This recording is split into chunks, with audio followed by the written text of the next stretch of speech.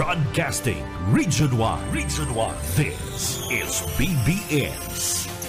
Bicol Broadcasting Systems Incorporated. DWLV 91.9 MHz. Your news and music stations. BBS. Basta Bareta. Sigurado. Alas 6:52.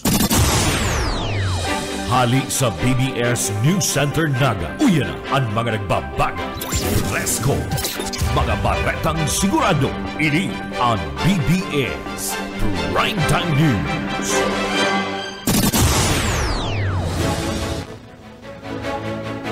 Mga tugang marina aga po sa Ilocos, ako po si Junel Cuba. Mga tugang sa satuloy mga headlines kan mga barata sa lado lokal. 6 bilyones pesos na pundo ipinagtatagama ka na gobyerno nasyonal sa mga parauma digdi sa laog ka na probinsya o digdi sa laog ka na Bicol Region kabalina ada probinsya ni Camarines Sur. Sa satuya pa nga mga pamayukan na mga barata sa lado lokal. PNP sa laogan na Bicol piglansar na pinag-aapod na Community Halo-Bilo Project.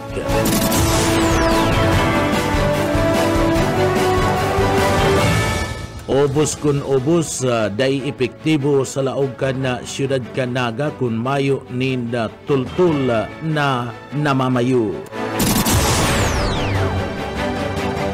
Sa tuya pa nga pamayukan na mga barata sa lado lokal, Regional Director Police Brigadier General Dizon magiging bisita ngunyan aldaw sa laogan na siyudad Canaga sa gigibon na inaugurasyon kan Station number 2.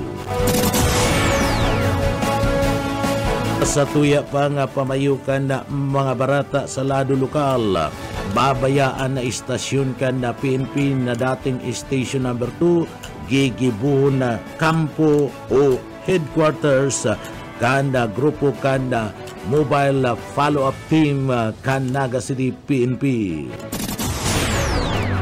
Sa satuya pa nga mga pamayukan na mga barata sa lado lokal, number 10 Municipal Most Wanted Person sa Banwaan kan Calabanga Camarines Sur sa kulungan na ang bagsak. Saro pang pamayukan na mga barata sa lado lokal. Wanted man duman sa balatan na aresto naman kan mga autoridad. Yan ang mga headlines kan mga barata, ang mga detalyes at yan pagkatapos lang nin pagirundong.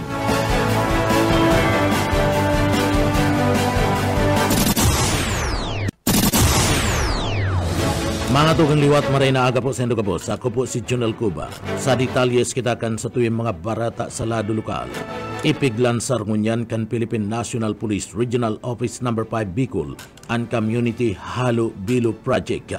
Ini sa panginginot ni PNP Bicol Regional Director Police Brigadier General Andrew Dizon kung saan digdi ang paliwanag kan komandansya ang tataramon na halo-bilo.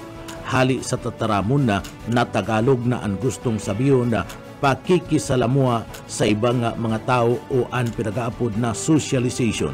Ang proyektong ini, pag-inisyar kan Community Immersion Program o ang CIP bilang parte kan 45 días na Police Community Affairs and Development Course.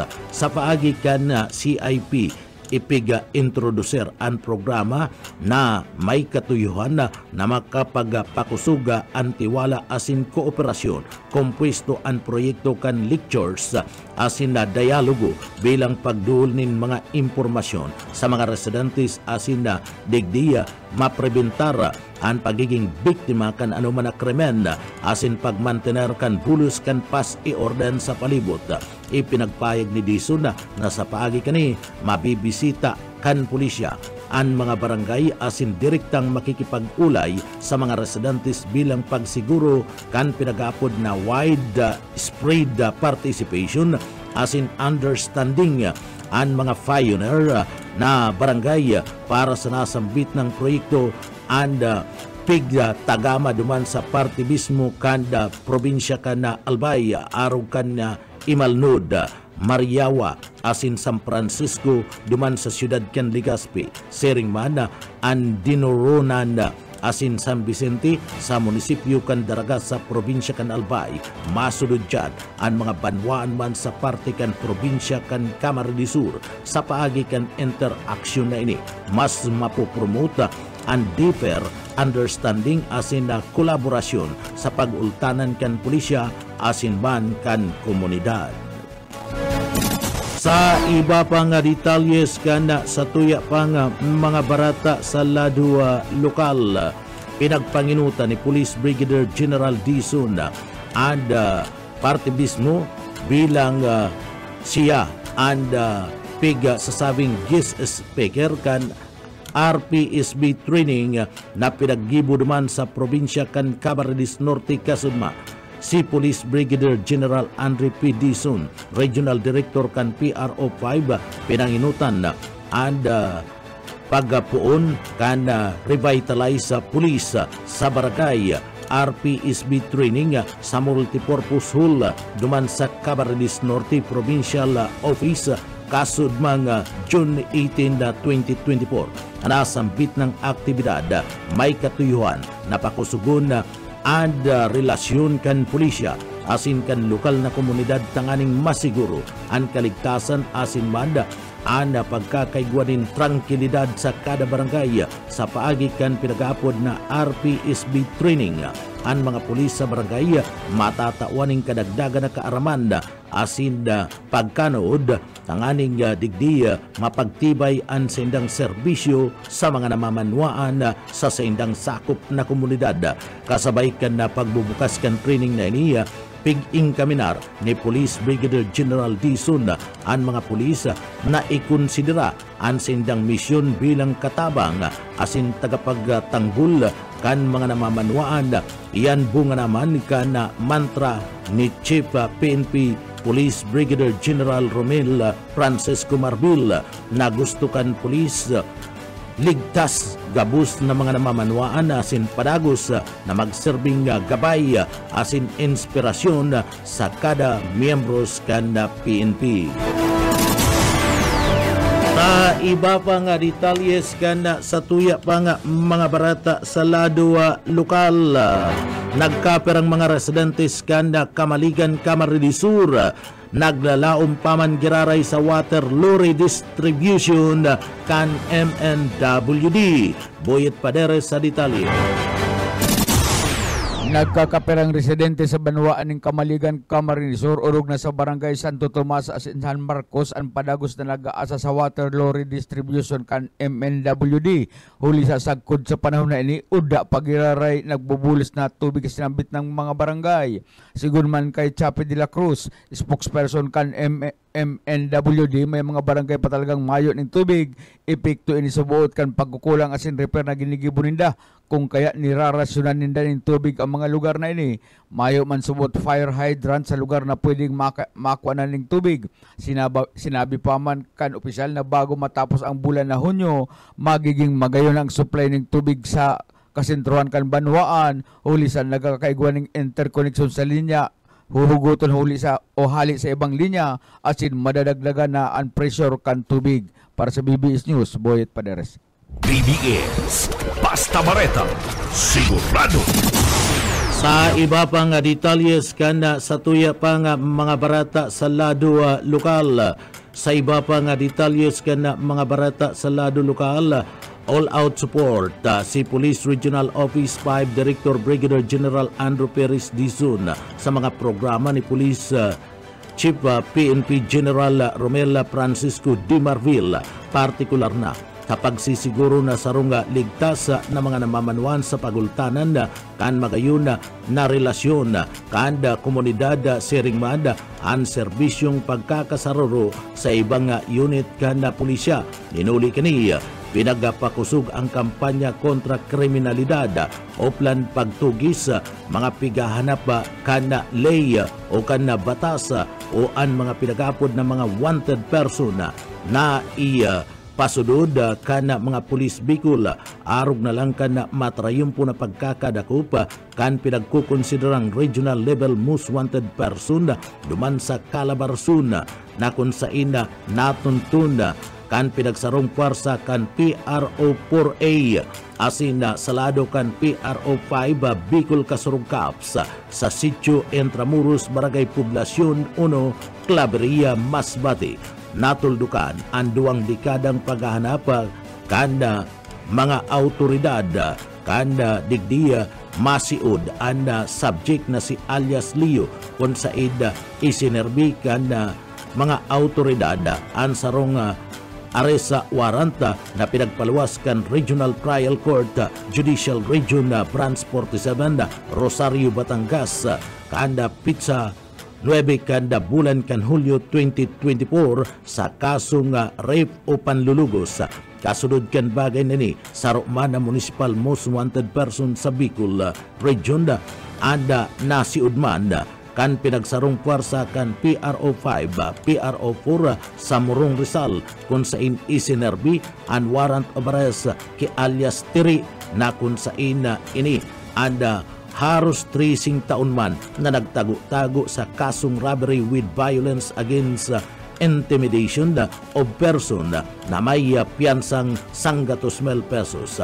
Ang 2 matrayumpong operasyon kan PRO5 asin PRO4A ang sinyalis nin magayon na kooperasyon asin pagtatarbangan kan kada units kan Philippine National Police mantang nagpapadagos ang isinusulong kan PRO5 sa paagiba ni Police Brigadier General Dizon na permi kaning pinagpapagirumdum sa lado kan Kasurug Caps iyo ang serbisyong matanos asin man ang pakikisalamuhag ni maray na pag-uugali sa parte mismo kan mga namamanwaan.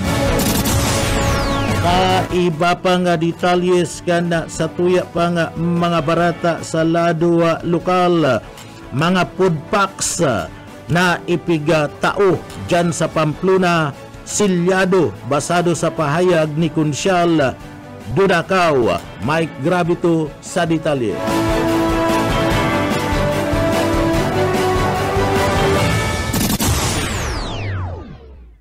Nalinaw ni Municipal Councilor Nilda Dunakaw kan Sangguniang Bayan kan Pamplona, Camarines Sur matapos may magluwas na mga reklamo dapit sa ginibog distribution in food packs dyan sa Banwaan kan Pamplona. Sinabi kan opisyal na ang barangay kan Tambo ang daipa nakakaresibi kan mga food packs gikan sa DSWD. Sinabi pa kan opisyal nagabos na mga ipigpanaong mga food packs sa mga barangay dyan sa Banwaan kan Pamplona ang silyado asin na dai nin katotohanan na pinagsasabi asin pigpapakuriyat kan iba na bukas na ang nasambit ng mga food packs.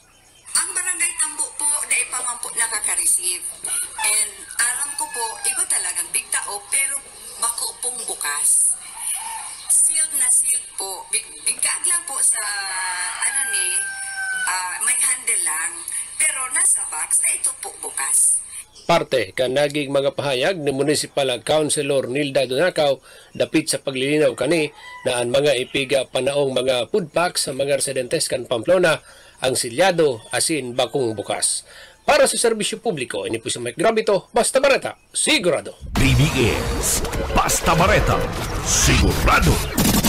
Sa iba pang detalyes kan mga barata sa lado lokal, arestado kan mga miyembros kan Philippine National Police an para bunin damulag asin baka dyan sa Banwaan kan Calabanga, Camarines Sur asin posibleng sa mga pagtaraid pang lugar.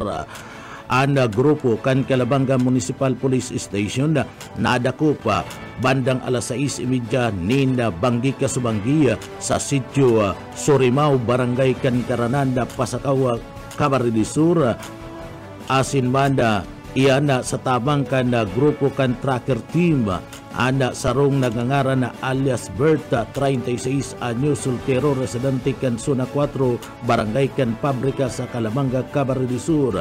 Iniya piglatagan nin mandamiento de arresto sa kasong anti-cattle rustling law of 1974, Section 8 kanda Presidential Degree 533 ana nasambit ng suspect pig paluwasan kan mandamiento de arresto ni Honorable Judge sa Pablo Cavilla na Pormaranda III, an acting presiding judge kan Regional Trial Court Branch 63 duman sa Banwaan kanda Calabanga, Camarines Sur. Anda suspetsado mayong naginibo kan ini anda ramalan kan mga miyembros kan PNP matapos na basahan kan sa iyang mga diretso basado man sa konstitusyon kan Pilipinas. Ang suspect nakakulungon yan sa Calabanga Municipal Police Station. May piyansa na 108,000 pesos ang rekomendado kan korte para sa temporaryong libertad kan suspetsado. Iba pa nga detalyes kan sa tuya pa nga mga barata sa lado lokal. Private zoo sa Masbate City ikus anda pigbabahug sa ataman na nahalas. Darrell Banya sa detalye. Viral ngunyan sa social media ang TikTok video na pigkoa sa sarong mini zoo duman sa Masbate City kan Lunes kung sain mahiling ang sarong ikos na ipapakakan subuot sa kataid kaining dakulao na halas. Mahiling sa video na enterong rupit-rupit ang ikos asin garo dismayado na. Anggot ana matean kan mga netizens urog na ang mga animal welfare group na nakadalan kan sinabit ng video. Pigkon dinarman kan city government kan Masbate ang nangyaring animal cruelty asin pinahimuti kaninda ang koneksyon kan city government sa anuman na lokal na zoo sa syudad. Inasigurar kal LGU na mapapanimbag ang may kagibuhan kaini. Kasuod pigbisita na kan city veterinarian kan Masbate ang sinambit ng zoo asin ngunya na aldaw liwat na mabuelta sa lugar asin iimbitaran ang mga personahe gikan sa Bureau of Animal Industry Welfare Division asin man ang Department of Environment and Natural Resources ninhulita sinda ang nagtaonin permit sa sinambit ng pribadong zoo. Dagdag na bareta sa lado lokal, Darrell Banyas, Basta Bareta, sigurado. BBS, Basta Bareta, sigurado. Sa iba pang detalyes kan sa tuyang mga barata pagiraray sa lado lokal. Sa iba pang detalyes kan mga barata sa lado lokal, good governance bako sana ini sa kung may naginibo. Ini ada pahayag kan mga civic society organization digdi sa laog kan naga sa ginibong multi-sectoral consultation meeting kan nakalisa na aldaw na pinaggibo sa Villa Caceres piga tawanan doon ni Abit Berkasyon na dapat maintindihan kan mga taganaga na totoong good governance asin an importansya kani sa lokal na gobyerno sigun sa saindang grupo nanotaran kaya digdi nakadaklan sa mga ordinaryong mga taganaga an basta may nahiling sa nang may naginibong proyekto o programa konsiderado ng marhay na gobyerno ini.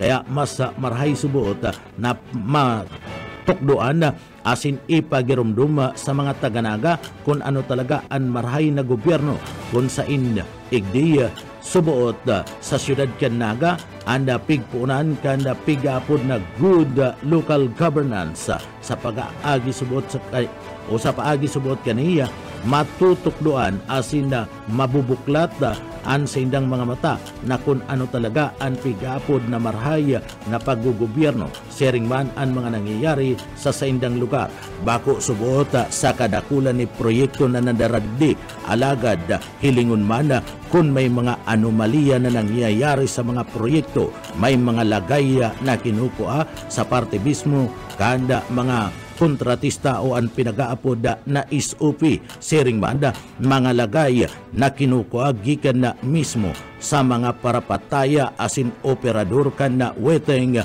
sa laog kan na syudad asin manda anda pagkakaigwa ni nagkapirang mga empleyado kan na subuot sarong lugar o City Hall digdi sa laog kan naga na kung sain ang mga iba nagkakaigwa ni pagkobra nin sweldo sa City Hall alagad daiman subuot nagtatrabaho asin ibaman ang pigtatrabahoan ng mga pribadong kumpanya.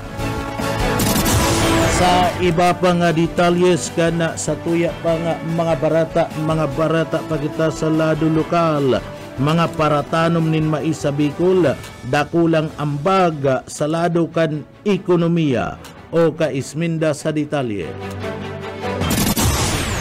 Pinagkumpirmar ka na DA Bicol na dakulang ambag sa ekonomiya ang mga paratanom ning mais sigdi sa Bicol region na kung saan inisubot ang nakakatabang sa pag-producer kan mga maray na klase na mga mais na ipinagdadara sa National Capital Region. Mantang ang iba subot digdi ang nakakatabang sa ang gibunin ang feeds mantang ang mga mais na para sa pagkakankan at tao pasiring subot ang dalagan kay duman sa partikang Mindanao. Halangkaw subot ang quality kay ni na pinagdadara sa mga kumpanya mantang inisubot ang pag-uswag kan mga pagtanom ni mais ang pinagsusuportaran kan opisina, partikular na ang mga teknikal na ipinagatao asin nagtatumanin mga libreng abono asin similya ang opisina kan Department of Agriculture. Dagdag na bareta sa lado lokal, Oscar Smenda. Basta bareta, sigurado. BBS Basta Bareta, sigurado. Sa iba pang detalyes kan sa tuyang mga barata sa lado lokal, pega kumpirmar kan MNWD na ang mga spring source kan MNWD nagbaba. Iniya katumbasman kan pega sa sabing operasyon kan 5 water pumping station kan MNWD ang pinagbaba kan spring source kan MNWD. Maski ngani nagdagdag ni na duwang dakulang pumping station na ana Metro Naga Water District. Ini anda dai manamamati asin harus nilalamon sana alagad sigun ki GM Jun Mungguso kuna para sa ibang mga water district mas maray pa man giraray subuot ang kamugtakan kan MNWD. Mientras tantong pigpahayag man ni Mungguso na igwa subuot ni na residential na igwa ning Kensing Booster Pump kung saan nagbubutong ang supply kan tubig kan mga pagtaraid. Pig-abisuan naman ini kan opisina kan MNWD na punduhon ang sinambit ng operasyon.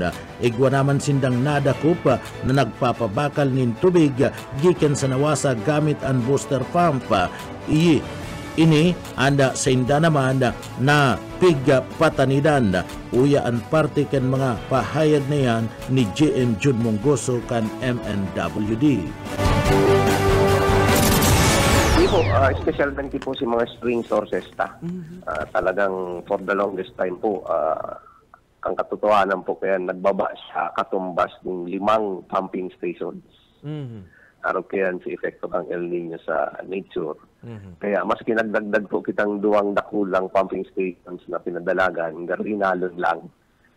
Pero in komparasyon sa iba, maray pa man ang kamugtakan pa talaga. May 15 po dyan, may booster pumps po yan. Nag-ofisyanta na yan. Nabubutong po si mga supply sa pagtarai. Naigangan kaming nadakop na nagpapakal na ng tubig. Nagpapabakal na. Iyo po, inumun. Sa may booster pump, siyempre di sufficient na ang supply. Pagtaray na nagkawaraan, pinapabakalan na. Pinagnotisyanta na po sinda.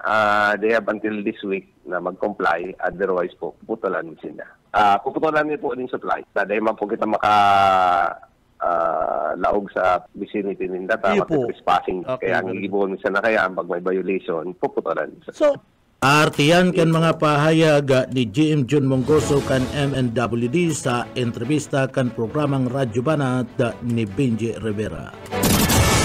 Ang mga hotel sa Naga, igwa manina sa diring permita o suway man na ada permit kan mga ini.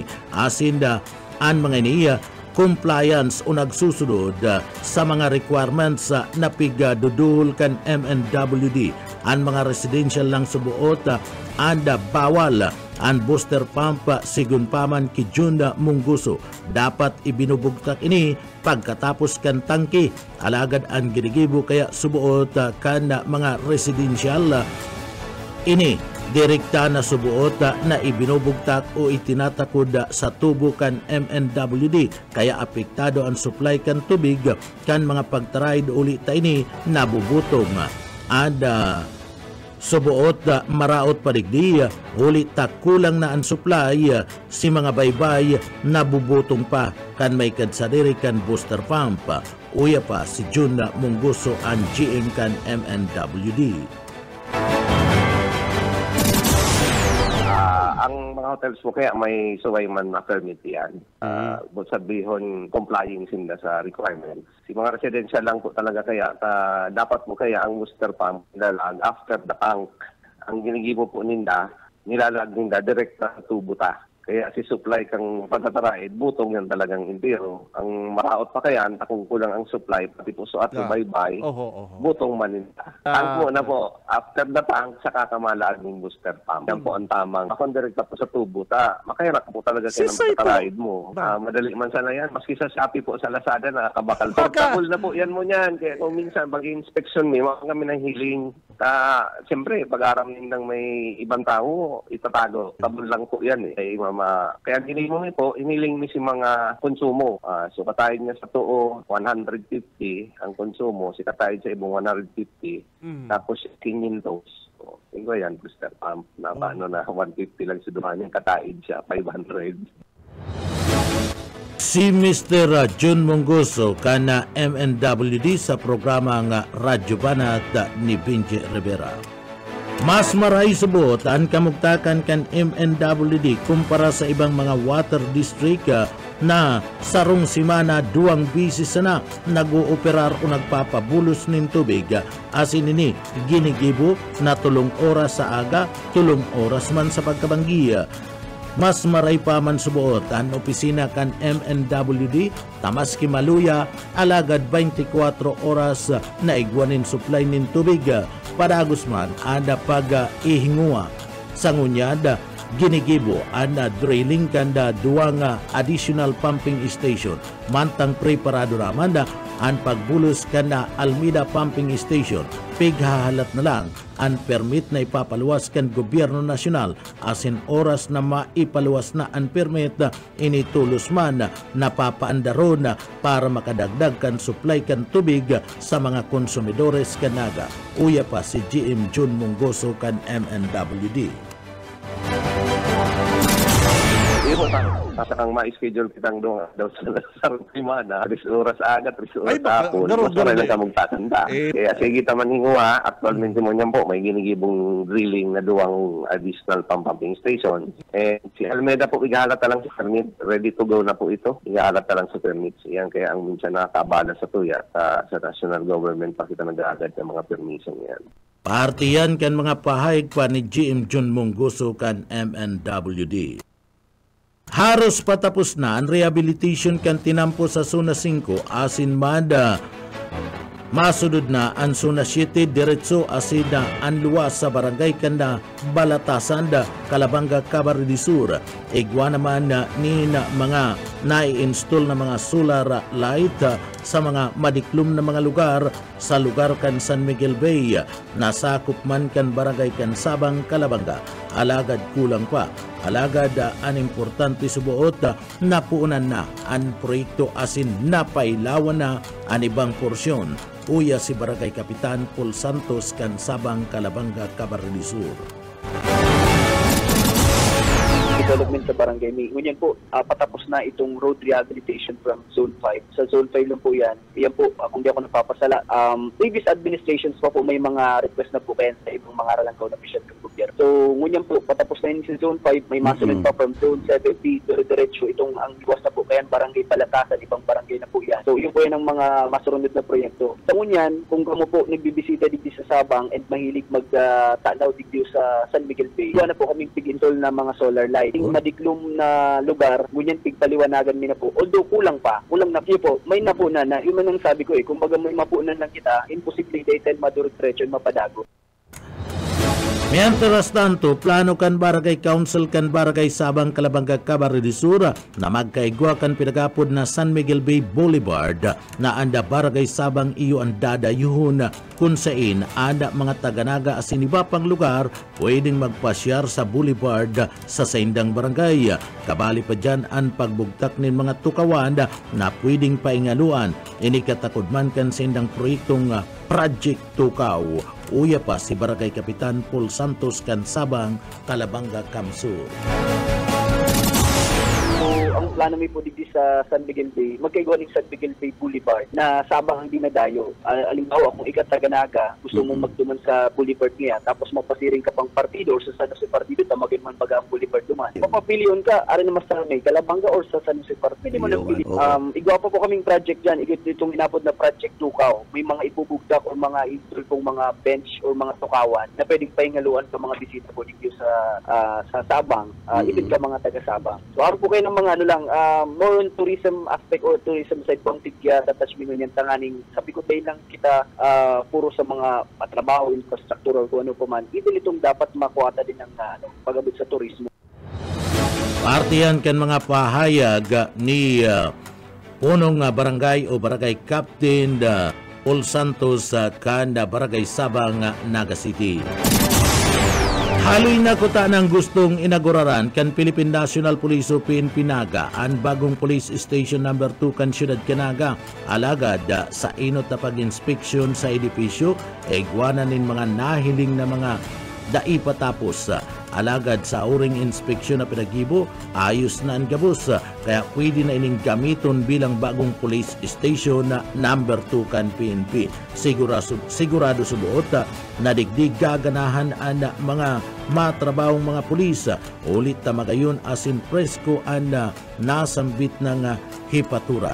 Kasudma, ginibuman anda paglinig sa mga istasyones kan na pulisya sa laog kan Siyudad Canaga. Sa Triangulo, Mabulo, Balatas, asinman Sagrada Pamilya, Mantangunya na aldaw, magkakaigwanin na inaugurasyon kanda bagong station number 2 sa laog kan Siyudad Canaga. Asin na bisita ngunyan sa inaugurasyon, iyo mismo si Brigadier General Andrew Dizon, ang Regional Director kan na PNP sa Bicol. Alas 9 nin pagkaaga, gigibun ang inaugurasyon. Uya si Colonel Erwin Rebellion, ang City Director kan PNP Naga. Yun po, actually, halimin na sana gusto nang i-inaugurate. Pero lately lang na i-turnover kasi itong hinot na inspection, may mga nahiling pang mga daipa poly permit. So, at the same time, okay na siya. Okay na this time, okay na. Yung inspection, so talagang habitable na siya. Kumbaga, pwede na siyang gibuon at isang police station. Very conducive dahil gabos na ka-aircon. At itong aircon ako nahiling na bilang. So, sa mga magtatrabaho, gaganahan dito magtrabaho dahil mapresko. For the meantime, naglililig po yung mga tropata. Kahali lang po magbisikleta. Inspection po kita sa Triangulo, Mabulo, Balata, doon sa Sagrada Pamilya. Pag kinagihanta po sa ini-inspection dito sa aga, medyo may mga bisita po kita. Yan po si RD. At po mga kapitan pong nasasakot po kang station doon na inviter. So may ko sa aga. So alas 9 po ang inauguration ta. Hindi sa police station po. Si City Director Police Colonel Erwin Rebellion kanda PNP Naga sa entrevista kan programang Radyo Banat ni Benji Rivera. Ang dating station number 2 sa lugar kanda Rotunda, iyo na ang gigibuhon na headquarters kanda Mobile Patrol Unit kan PNP Naga. Daiman ini aabandonaron kan pulis. Inihuli ta ang headquarters na pinag-uukupar kan Mobile Patrol Unit na yaon sa Pure Gold sadit sa naman asin nagtitius ang mga yaon nag-uopisina na mga miyembros kan PNP. Para maging komportable ang sindang trabaho, ililipat na sinda sa rotunda, tanganing duman na mag-opisina. Uya si Colonel Erwin Rebellion, City Director kan Naga PNP. Actually po, yung sa Rotunda talaga under the name of the PNP yun. So parang yung mobile patrol unit ko doon ko ikakaagta. Kung nahihiling nito po ito sa Major Gold, sa po. So kung dumanta ilalagay itong mga taong yaon man duman na nagtitiyo sa Saudi opisina, siguro magiging komportable naman. So dami-dami yung kung ano natin, yung mobile patrol unit, yung pong ilalagay. Si Police Colonel Erwin Rebellion, City Director Kanpin Pinaga sa entrevista kan programang Radyo Banat ni Benji Rivera. Matugang yan ang katoripunan kan mga barata alas 7. Sa pangarangkan sa tuyang mga pagiriba sa luwas, yaon dyan sa Engineering Department kay Bananta dyan, si Sir Stephen Pabis, asin man si Chief Engineer Ariel Camarote. Ako po si Junel Cuba, mabalos kan sa ido pong pagantabay. Salamat po, mapa sa tuya pulugodan biyaya, asin an bendisyon kan mala Diyos. Basta barata, sigurado. PBS Basta Bareta, sigurado.